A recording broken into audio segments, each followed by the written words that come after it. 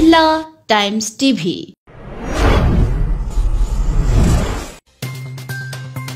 কোটা পুনর্বহালের দাবিতে মুক্তিযোদ্ধা সন্তান সংসদে অবস্থান ধর্মঘট।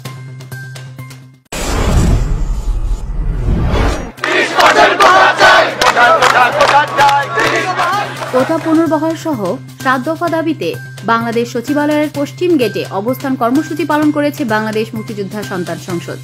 বুধবার 25 নভেম্বর বেলা 1:45টার দিকে প্রেস ক্লাবের পূর্ব দিকে ও সচিবালয়ের পশ্চিম দিকের মধ্যবর্তী স্থানের সড়কে মুক্তিযোদ্ধা সন্তান সংসদের নেতাকর্মীরা বসে পড়েন। মুক্তিযুদ্ধ বিষয়ক মন্ত্রণালয় ঘেরাওয়ের উদ্দেশ্যে তারা সচিবালয়ের বাইরে অবস্থান নেন।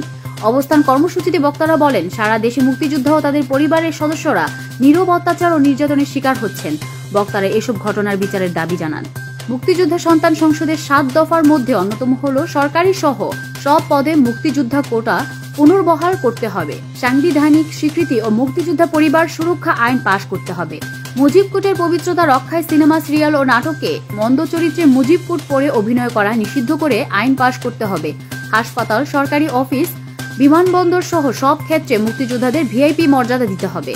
অবস্থান সমাবেশে সংগঠনের প্রতিষ্ঠাতা চেয়ারম্যান মোহাম্মদ সুলাইমান মিয়া, মহাসচিব মোহাম্মদ শফিকুল ইসলাম, রাজাউল করিম সহ অনেকে বক্তব্য দেন।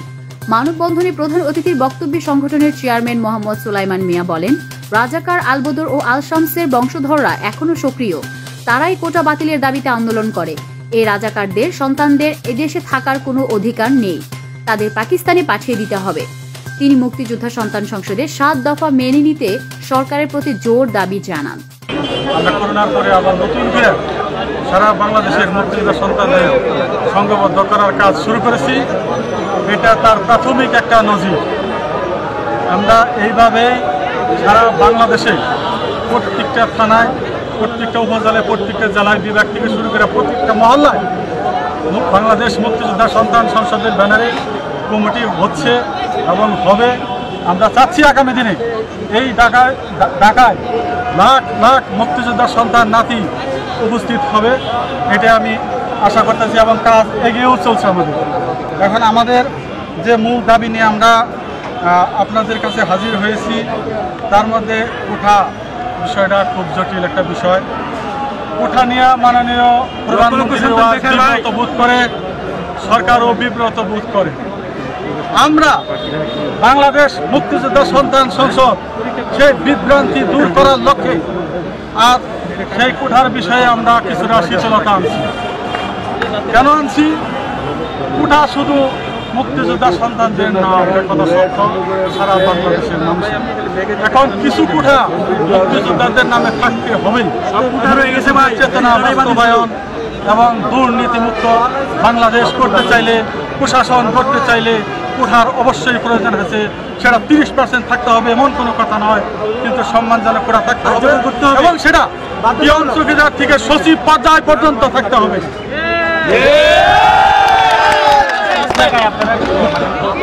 সরকার, মাননীয় প্রধানমন্ত্রী যদি মনে করে যে আমরা 30% দিতে পারবো না, সব পদেই আমরা কিছুটা কমাই দেবো, অন্তত পক্ষে 20% দিলেও আমরা মেনে নেব।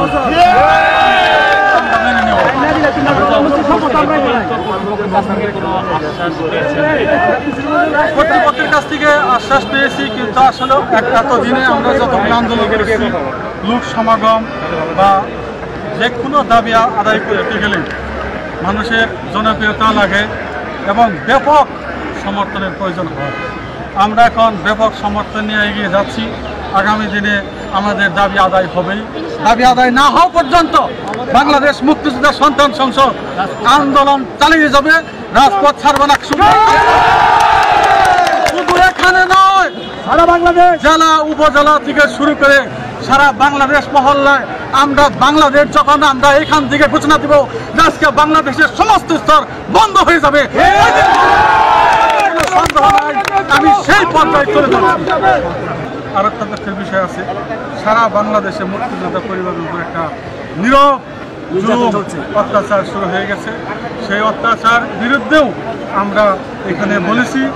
খুন এবং আমাদের একজন মেজর অবসররত ওনাকে খুন করছে, আমাদের একজন পুলিশের এসপিকে খুন করছে, আমাদের কয়েকজন মুক্তিযোদ্ধাকে খুন করছে। সেগুলোরও কঠোর বিচার হইতে হবে। এই বিচার না হওয়া পর্যন্ত করতে মুক্তিযুদ্ধের যে হারানো গৌরব সেটা আমরা যে কোনো মূল্যে ফিরিয়ে আনবো এবং বঙ্গবন্ধু পরিবারের হাতকে আমরা শক্তিশালী করবো ইনশাল্লাহ। দেশকে দুর্নীতিমুক্ত রাখার অঙ্গীকার বাস্তবায়নে সহায়তা করুন।